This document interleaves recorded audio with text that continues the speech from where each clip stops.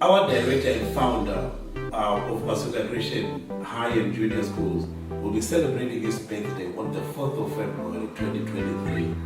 We want to wish you the best of the day and also that God continues to bless him abundantly, continues to give him the wisdom and the courage to push the school forward.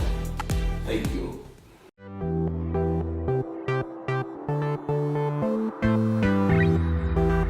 Hello viewers, my name is Tamia and I'm here to tell you the reasons why we study science and its importance.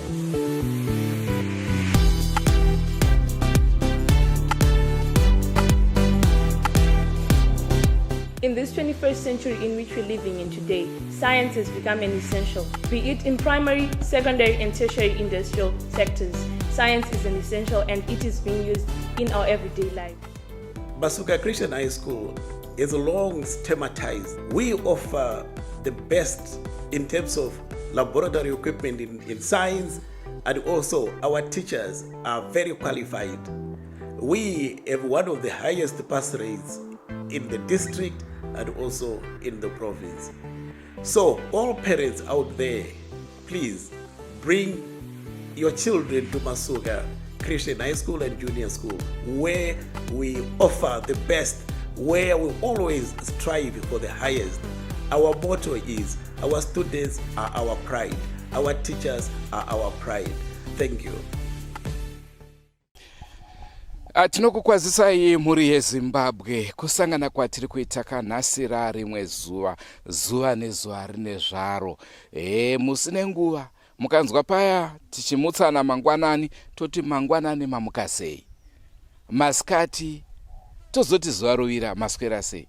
Zvinoratidza kuti nguva dzinenge dzichifamba nemazuva edu ekufa anenge achiswedera. Kazuva chihera rangu zita ndinonzi Andrew Neshamba. Muli Zimbabwe elibingelela sesihlangane futhi kolunye ihlelo. Mina ibizo lami nguChihera. Namhlanje phela siphendukile futhi endaweni yaseMount Darwin enduneni uMathope. Hanzi Mount Darwin iri kuphisa kuti ngandu kubvira moto. Munoti chine kumusha kwangu? Ndoti pakaipa mtaro. Pakaipa is the word. Hongu muri yeZimbabwe nhasi tadzoka neimwe nhau iyi kai. Handisi kuda hangu zotaura nemazita, asi ndinoziva kuti tafambira nhau yeTsvina Yemunhu yakawanikwa iri mugomba reGoridhe. Makomba eGoridhe tinotsvaga ka goridhe kwete tsvina dzevanhu.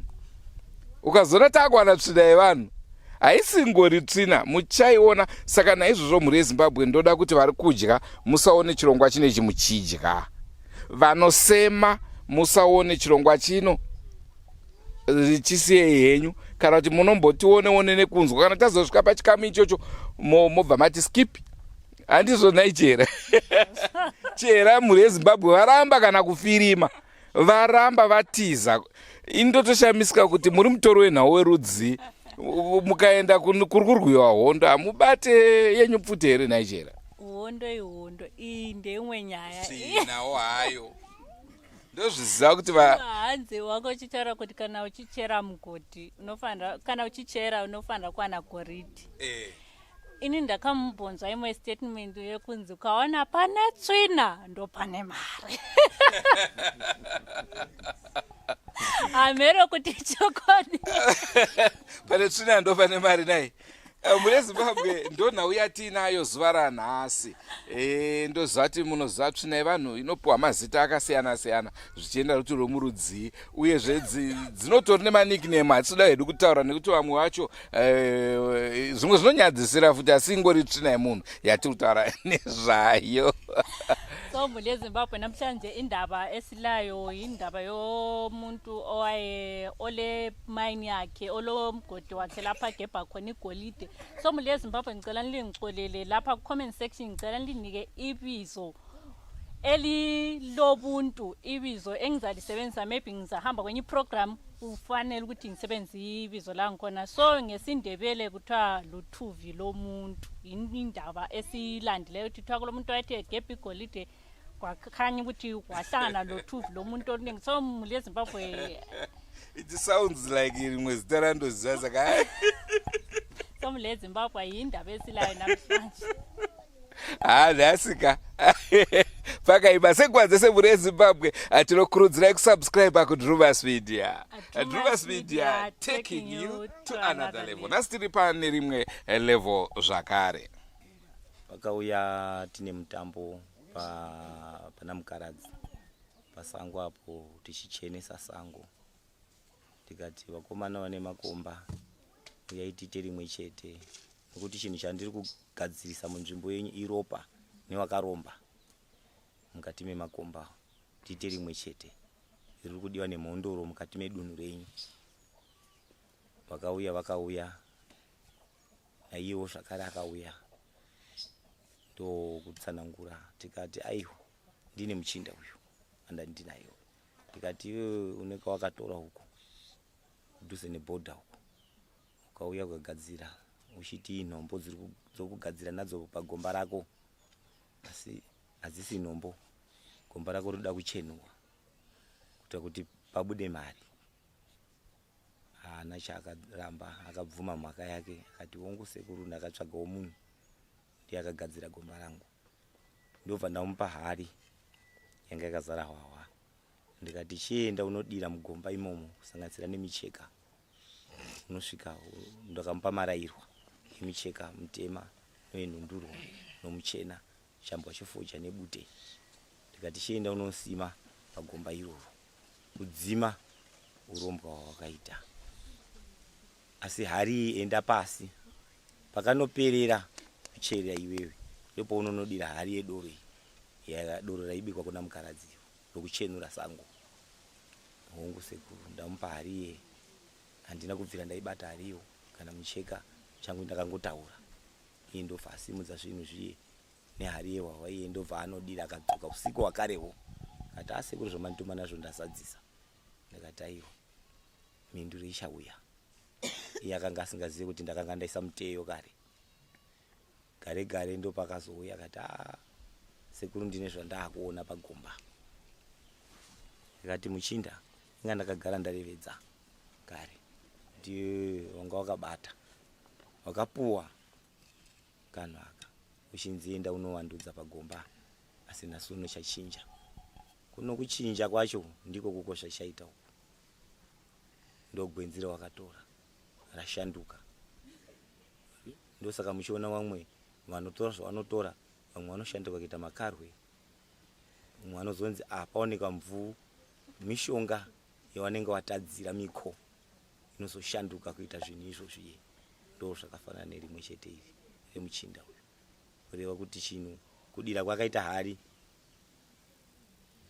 paakadira ipapo ndobvo zvakaenda kunoshanduka nebute ratakamupa kuti enda unoisa pagomba rako doro iri ndo raimwiwa nomunhu wese pamutambo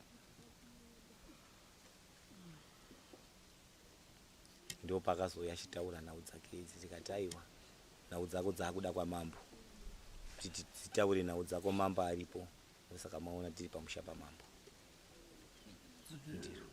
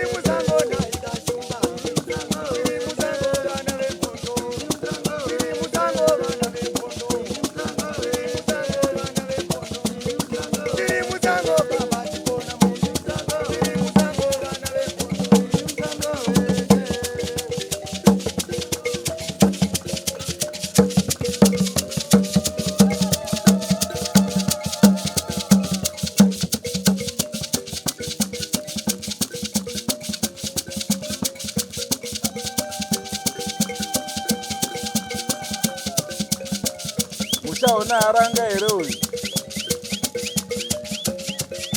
mururuko machembere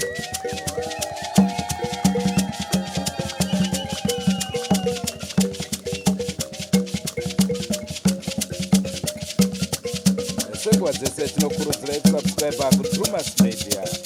Drewmas Media, taking you to another level. Pane pandisiri kunzwisisa.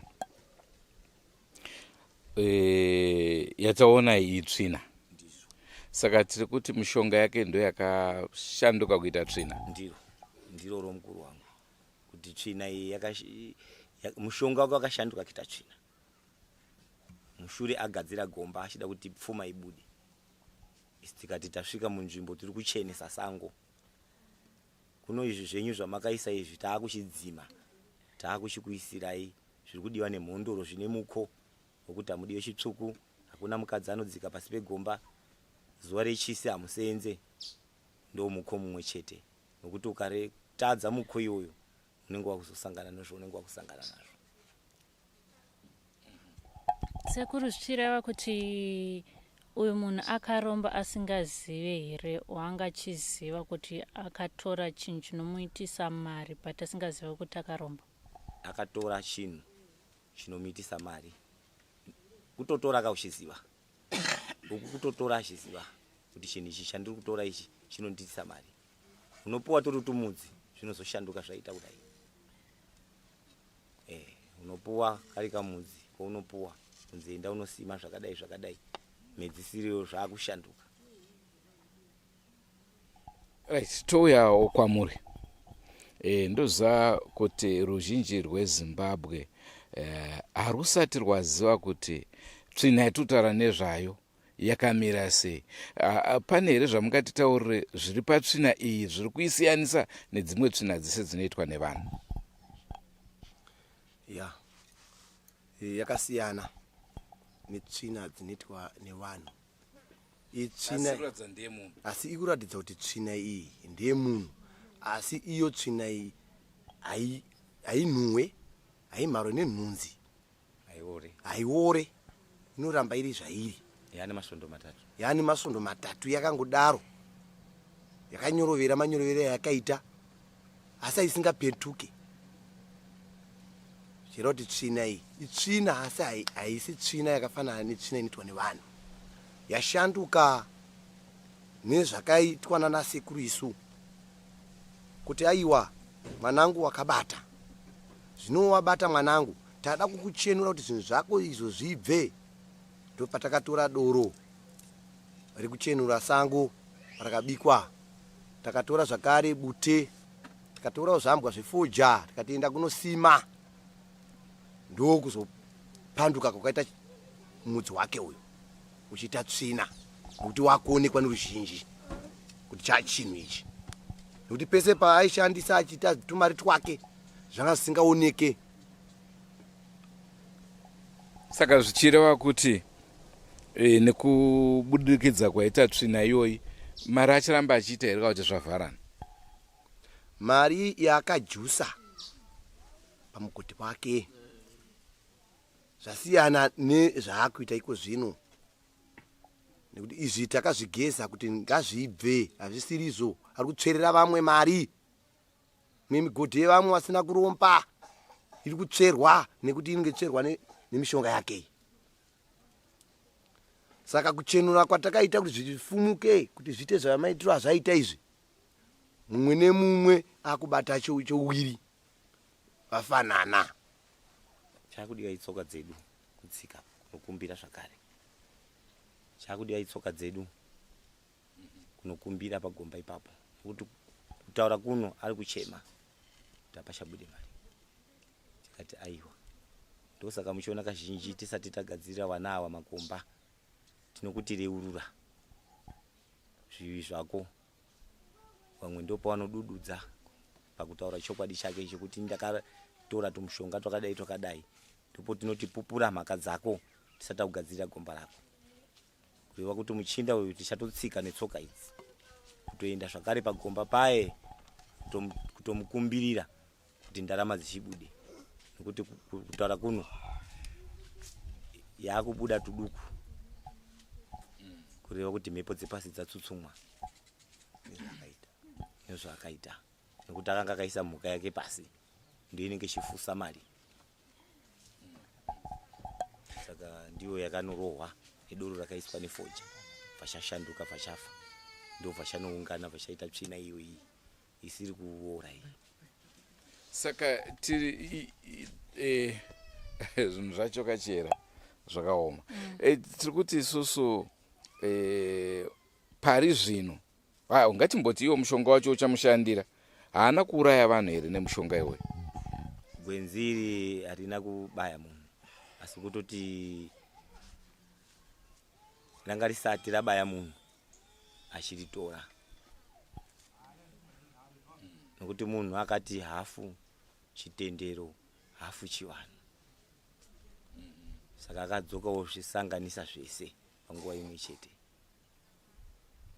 Tikasomupa idu kubhara renzira kati aiwa chishandisa izvi zvechivanhu izvi zvimwe zvimangwana zvinokukuwadza zvinokupedzera musha ndobva zvininipisa.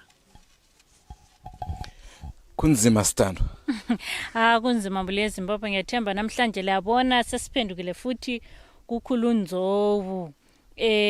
Sibuye into esilandile lapha kulo ngeviki ephelileyo owamabili adlulileyo, sike sabuya lapha kugcwele abantu, abanye bezokhuluma ukuthi hayi thina sifuna ukuncedwa, abanye bekhuluma ukuthi hayi thina sile mama inethu okufanele sinjani esigebha khona igolide kufanele senze njani, kufanele sikwanise ukuthi sebesifuna ukuthi imali zethu siphume. So ukhulu wasesithi ukuthi size silincedise ukuthi silincedise, qalani likhuluma indaba zenu, qalani likhuluma iqiniso ukuthi nxa kuyikuthi wahamba waya kwenye indawo wabamba imithi etshetsheneyo ukuthi ubamba imali, hayi khuluma njani sikwanisa ukuthi sikuncedise. Kulomunye umdala wabuyayo wakhuluma ukuthi hayi mina kule ndawo engahamba khona ngafika ngacela umuntu ukuthi hayi ngibe ngicela ukuthi libe lizoncedisa kumayini yami lapho ngigebha khona igolide ngifuna ukuthi imali iphume. Umuntu wangikhona wabuya wamlungisele, ekumlungiseleni kwangikhona khanye ngane wasuka walomba engakwazi. But nxa ungabona susayadinga into yokuthi ikunika imali, which means ungasebenzanga kakhulu, which means abusulomba. So khulu bamtshela ukuthi hayi lapha wasebenzisa umuthi ukuthi udinga imali walomba. So wase ekhuluma edalini lokhulu wasesithi ukhulu wasesithi hayi thatha utshwala le gwayila lamakhala uthathe le hari leyi uhambe layo uyefaka egodini legolide lapho wawulungiselwe khona imithi leyana uzabona uzayenzakala. Ngemva kwesikhathi umdala lona wayesephenduka ethwele ngingathi kuyini. Okay, angikwazi ukuthi libale liyenzayo ndikutsvaga zita rinehunhu rekuti Tsvina nechindeveli. Tsvina yemunhu haingori Tsvina yemunhu. Kwasaphenduka kuloThuvi kuti. So mule Zimbabwe ngiyathemba ukuthi maybe kulo linyibala elilaziyo elilenhlonipho ngiyacela ukuthi ku comment section limbhalele lona cause ngiyadinge ngaswela. So uthephendukile uThuvi wangikhona abuboli sobule 3 weeks abunuki lempukane azinjani azihlali owazihambi khonapha kebe ungani into nje just but yena wabona ukuthi hayi into leyi ifunthi nginjani ngiyithathe ngiyibisele kukhulu waseyebuya layo kukhulu so esesithi hayi suzibonile ke ama results ukuthi njani ungahamba ebamba into yabo umuntu ebona labe esithanda ukuthi besincedise omunye yachiye kufakela into ezalimaza ini imuli zethu. Nayi sekuru pane pandisiri kunzwisisa kuchikoro ndaive slowly namundiregerere ko tiri kuti isusu mati akajusa mugodhi wake tikashandisa vara iroro kufoni ukajusa zvakuru wati wakukwanisa kutaura nevanhu nai saka zvakaipei zvaakaita handiti akaitira kuti akwanise kuwana makwati pane here zvaakakanganisa ndanzwa muchiti imimi haana kuuraya munhu akangojusa kuti mugodhi wake uita se uite mari ndozviri kuchemerwa nevazukuru venyu vakawanda vari kutiona pari zvino. Gwenzi iroro medzisiro raro ndopamunozoona vamwe vachinzi mugomba muye mafira munhu kureva kuti rinenge rakuchekeresa rakuda ropa pounochitora achikutaurira izvozvo chinozokutaurira wagara nacho zvishoma ndipo chinenge chakuzotaura mazwi ayo emukwaya makomba muye maakufira vanhu zvakuita kuti siso futi tiuye kuzochenesa matunhu api pekare iyayo kuti mari dzidzi dzitange kubuda. Andiyo nawe yakangofana netabhekisere yamakaita zuro ndiro yakafana neiyo ikuku kureva kuti kwatanga tiri kutabhekisi pamba pesvikiro raseke mutema pamusha patakasvika iye akarevedza akati tikamutaurira haana kuriramba mhaka akati aiwa munhu akapararira mugomba akanga ari mushandi kuno zvakanga ari mushandi zvapararira mugomba ndakamutora ndokubva ndamuendesa kumusha kwake kunomuwiga ndikati bva ndamubvunza ndikati ko mari yaisenza wakamupa here kuwiga takuona asi muripo wake waishandira pagomba ipapo hauna kumupa. Saka ndiyo mhepo inoramba ichidzokerera pagomba ipapo kuti mari isabude ndochakanga atishedzera kuti tigadzire makomba ake ndipo takazomuti aiwa chitsvaga hondo yewai nedoro rokubika ipapo rokuchichenura gomba asi mhosva ichitanga waibvuma kuti iwe uchaenda nomari yomuripo yekubhadhara yekushanda kwakaita mwana uyo achifira mugomba haasiri ega vanokwana 3 awa ndiro mumusha make imomo vamwe wacho wana wake ndo rimwe rotuzodzoka roti pagahadzo isiso vanhu vemhepo randakambotaura paye ndikati asara vamwe amachira dzamhondoro dzezita asi mhepo dzakatama ragaba relactogen mukati mune dovi pane vamwe vanenge vakuzowandudza midzimu yekuti unzi urambe uripo asi mhepo inenge yakatalamuka mumusha wemhepo hamufaniri kuita rufiwo 3 isu kana taakutsika imomo tinokudza kuti titange takuchenura kana dare rake iye rokurapa vanhu rakavhara kureva kuti mudzimu wakatama nekuda kwemabasa. Ndiyo nhau iri kutaurika muri yeZimbabwe kutabeks kune nhau iriko tichakupai, don't worry, ndosaka tiripo tichakupai, tichaitsvaga asi aiwa tichaitsvaga chera pane mashoko andibata hanzi akanojusa mugodhi kuti uite chi mari ini ndoda kutombojusa chera muite rudo. okay mule Zimbabwe ngiyathemba lazwela ukhulu kule ndaba ayikhulumayo eThebex ukuthi hayi kule umuntu lwana ekwanisa ukuthi encedisisa ngoma but ekuncediseni kwakhe khanye ngani kulento agcine ngazenzi kuhle but hayi sizathi kuyidinga indaba yangikhona sifike emaphethelweni angikhona sibona ukuthi siza ukuthi sikwahamba njani phela mule Zimbabwe sonke siyakwazi ukuthi siyathanda izindaba lathi Drewmas Media siyathanda phela ukuthi silinike izindaba inini sekhulu 19 emvunzo ukuthi kune vanhu vanofana vachichi ndiri kuda ndine business saka ndiri kuda kuti business rangu rifambe ayo handisi kuda kuromba ndiri kuda kuti business rangu rifambe anenge achida kujusa saka anofanira kuitei cause anenge achida kujusa zvekuti makastoma we achitenga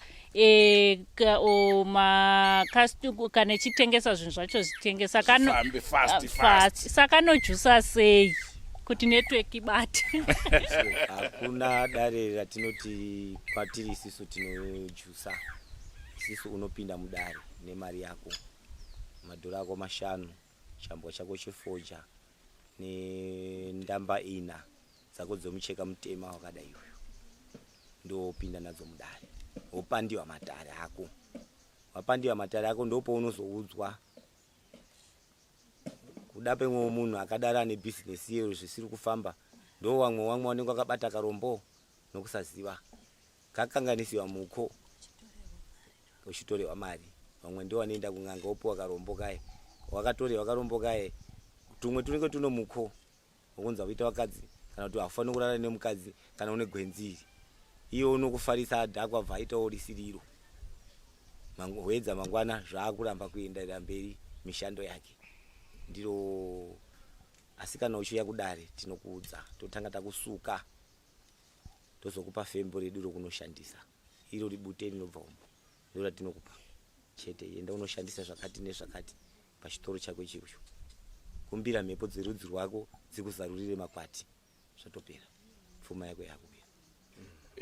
Munoona chera kubva munguva yeBhaibheri chaiyo chinhu chinonzi munhukadzi ndo chinodonhedza munhu pasi. Dai musipo chera ndapa neimwe level pari zvino Shumba handoma kuda kupinda nezveBhaibheri aiwa rekai handoma mapinda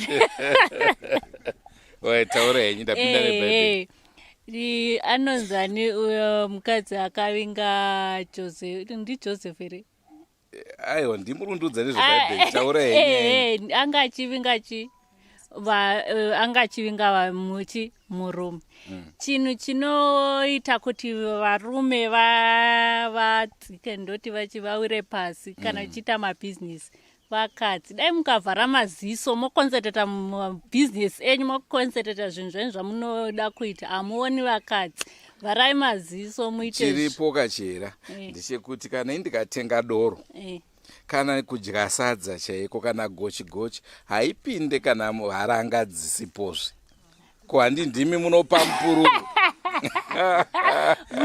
munozviridzira muritso modya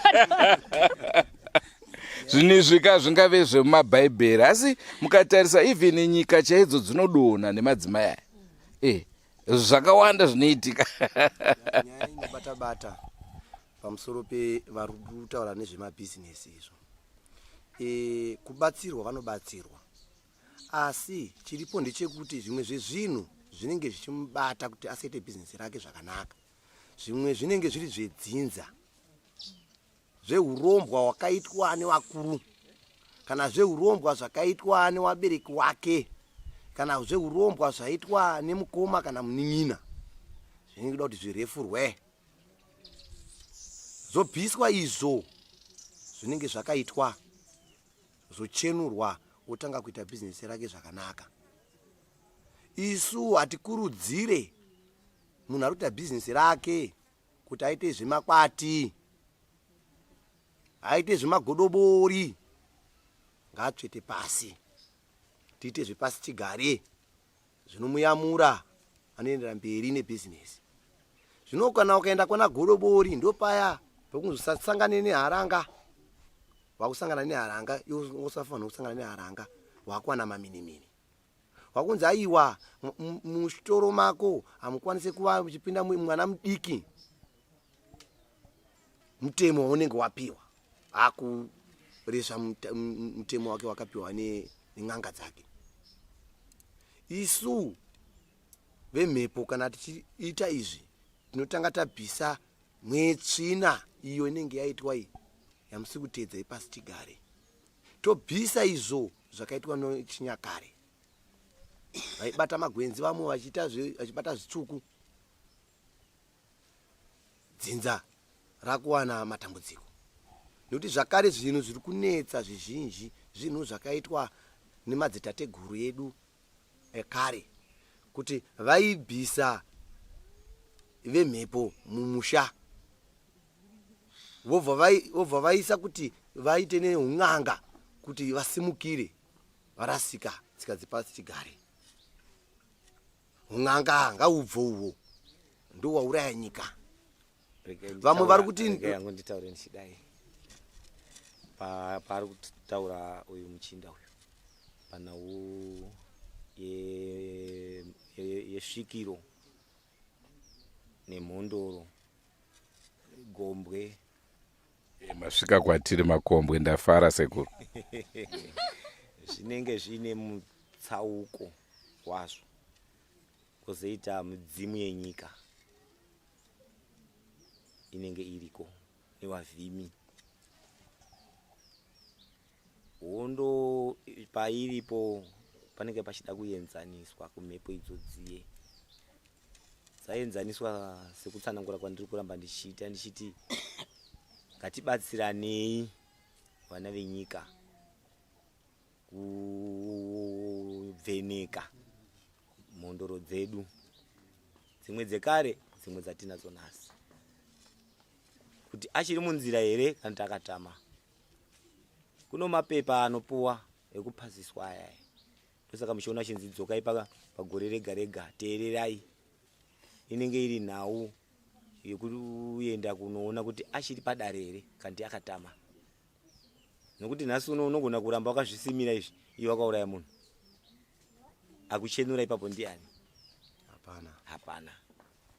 Ndo rimwe ropa rinozodzudza iroro kune vazhinji vemhepo, nokuti vamwe vemhepo vari kuuraya vana vakusimbisa mudzimu neropa riye. Haisisiri mhondoro haitendiwe kudeura ropa, nokuti ukaiona mhondoro yadeura ropa yatama yakuita un'anga.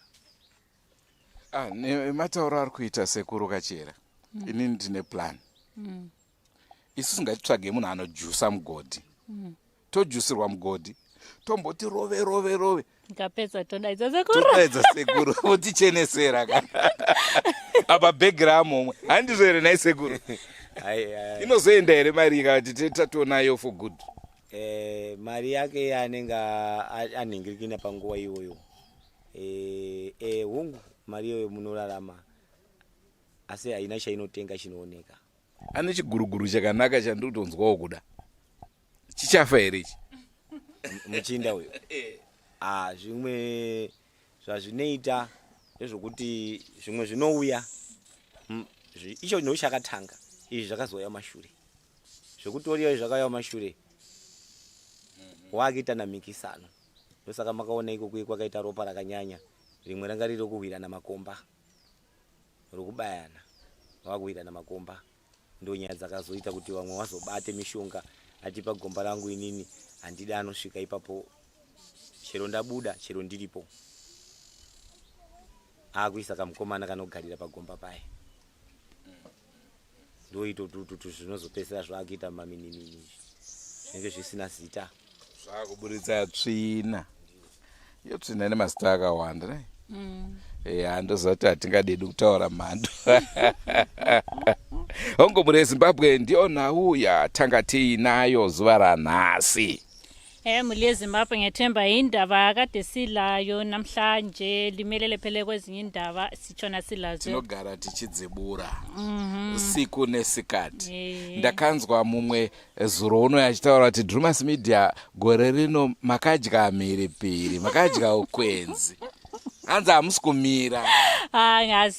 Asilali ngisi. Ndozati ana sekuru zvakare hamuna kuona video renyu muri kurwizi uko muchiratidza veruzhinji mapfupa evanhu vakashayika munguva yehondo. Ruzhinji ruri kuti aiwa ana sekuru makaita basa, tinoda kuti mupedzese basa iroro mugotizivisawo kuti ndivanani, nekuti ruzhinji harusi kuziva hama dzaro dzakashayika kuti dzakaenda kupi pada vanga vari ipapo zvakare. Saka vanga vachida kuziva kuti basa iroro richazofambiswa seika kuti nzvimbo iyo inge ichichenurwa, uyezve kuti mazita evafi. Ndanzwa mwataura zvema-DNA chera, kuchiwana hakuna DNA. Munhu anozviburitsa ega paari wotoziva kuti mabhonzo anhingaya. But Shumba, I think DNA iripo. DNA iripo chete kana imimi neni takuenda kwa Mugabe. But unoziva kuti maita chana chekusango toenda kwa Mugabe wotigadzirisa chatombomushedza. Mugabe ndiri kumuda kumba kwa. Shumba, DNA iripo kuchivanhu. Inini nhasi ndikabuda ndikati Shumba ndauya nemwana ndewako. Toita umwe mwana wako handi. Mhepo dzekwenyu dzakutanga kuataka mwana venyu, osara mwana yawe kusango. Tsooneka kuti aiwa DNA apa haina kubata dzikuda dzacho. Sei asiri kurwara zvikuita vamwe. Ichokwadi ndinobvumirana nemi Chiyera. Zvakafanana niko kuye kwana chitaura kuTabex. Mumwe wacho akabva atotaura nenzvimbo yake nezita neseinemu nebhuku raanotobva kwanzi kushinga kuguruve akabva atotaura nezita, asi machinda aya atombowazivei. Kureva kuti vakatipawo mukana watitendera nevanawo vanoshandawo vakasununguka. Ndiko ndo pane nyaya yekuti kana taita kuti zvioneke zvibude pachena, zvino isusu hatizobata mapfupa, nekuti kune vanhu vane basa iri rekuzobata mapfupa. Chedu kuratidza chete. Kana taona kuti ndi apa, tutora matombo tounganidza kuti apa neapa neapa, mukafukura munoona zvakati pasi. Makazofukura muchaona zvipi? Todedza vanoita zvemapfupa, voenda voudzwa, vouya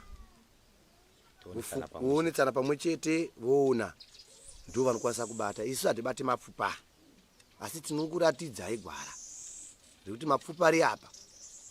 Vafanana nekumukaradzi tamirira maji vemapfupa, ivo ndo vanozotiudza kuti aiwa chatende mutiratidze apa, nokuti ndo vanobvumirwa kubata mapfupa. Isu hatibati mapfupa, nokuti tinozoona vamwe vakumhanya vakuenda kunochaya runhare kuti kune vakufukura mapfupa. Aiwa isu tisatifukure mapfupa. Kana mhepo yabata yakutaura kuti ndiri pakati, toti aiwa ka uri pakati papi, tiperekedze ka tinokuona kuti uri papa, toendapo paari kutaura apa. Tapaona ndi papa todedza vemapfupa vanochera, tounza aiwa pakataurwa nemwana ndi papa. Votanga kutaurira kuti ndeupi unodzani, vachinyora vachiita zvibharapadzo zvavo, vofukura, votora mutumbi wavo woenda kwaunofanirwa kuva nekuenda. Chachikumbiro chekuti aiwa ka musatiti tikufukura mapfupa veguhwa kutaura kwasina kuswera.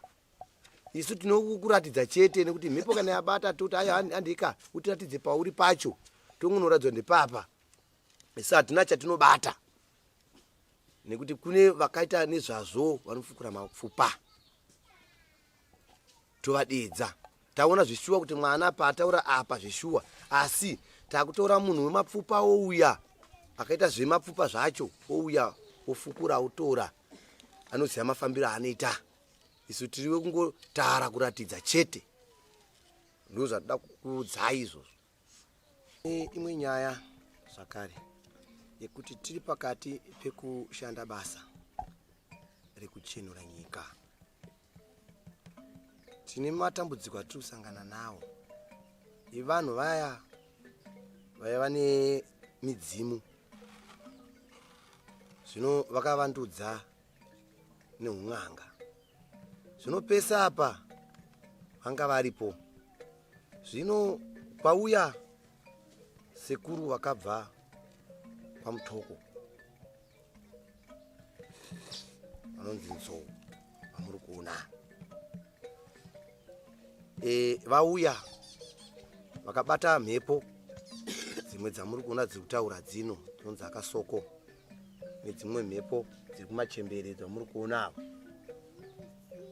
Tiri pakushanda taita dambudziko rekuti mhepo idzo dziye dzekuvandudza idzi dzakurwadziwa nemabasa atiri kuita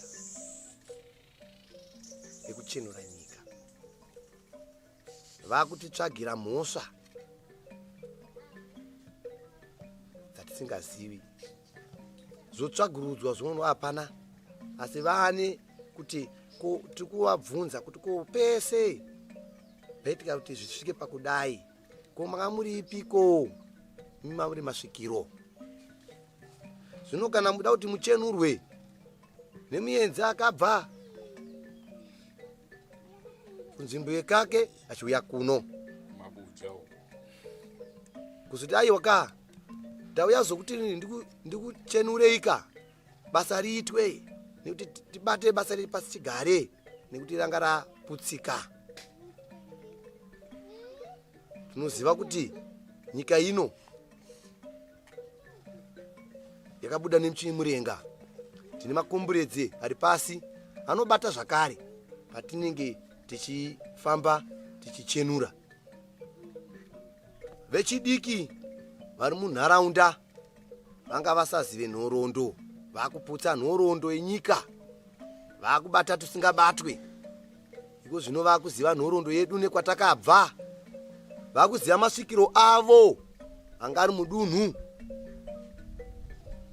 kuti zvaishandei, zvaitirwei, zvainzi izvi musaite, izvi musaite, vanga usaziziva. Mhuri nemhuri dzakusangana, zvazvauraya nyika. Tisati tapedza, ndakaona zvakare patakaita chirongwa chekufukunurwa chirongwa chevarwi vakafira musango. Vamwe vakatibata mucomment section vaiti aiwa basa magona, asi sei mada kuzoita nguva inoyi? Hamusi makuita zvematongerwo enyika here? Hamusi makuda kubatsira kukambena here? Kwete, asisiri zvoba. Tiri pakuchenesa vana. Chero patinotoita ipapo tinenge tichitotiwo neidzo mhepo dzedu dzadziri neidzo nyika dzakatorwawo. Saka tinenge chatiri kuita mureza mumwe chete. Hatina mupatso watinawo.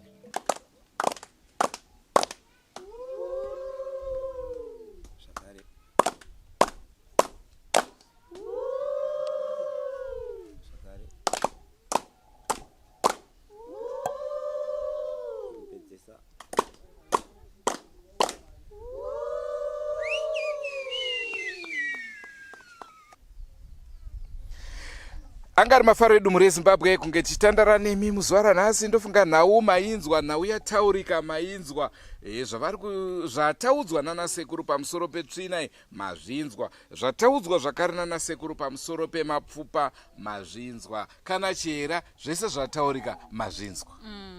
So mule Zimbabwe ngeThemba lizizwele ukuthi kuyini okwathatha indawo ukuthi kuze umuntu lo ezehlangane lento enjalo. So mule Zimbabwe lalaphana ngiyakhumbula ukuthi lizelo bonke sahamba lapho kwakulamaqhawe ayefike khona. Ngiyathemba lizwile ukuthi amathambo abo ukuthi azayenzwa njani mule Zimbabwe. So njenge mule Zimbabwe kasihlaleni sekukhulekeni, sithola ukuthi yonke imali esifunayo siyayithandazela, yonke imali esifunayo siyayicelela emadlozini. Nxa ukuthi ubelieve ngaphi emadlozini, ungahambi usiyathatha izinto zokuthi zikunike imali kusasa zizakwanisa ukuthi ziqede imuli zethu. Hama dzangu dzekukwayedza ndofunga tichatombodzibata dzitipe headline kuti maybe vanogona kuti Vegoridhe hwa Tsvina Yemunhu dhugu.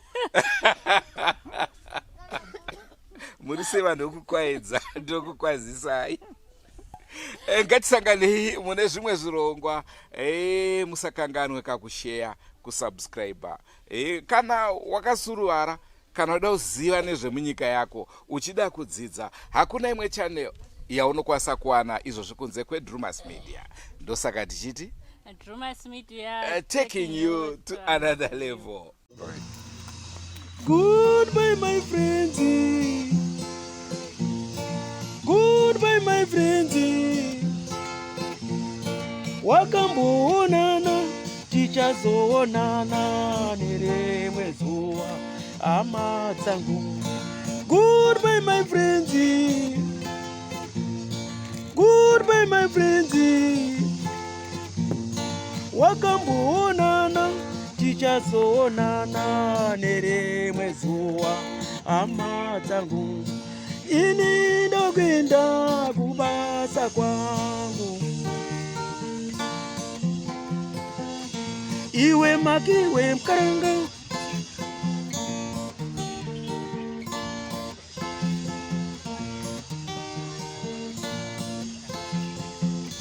iwe makiwe mkaranga, iwe makiwe mkaranga.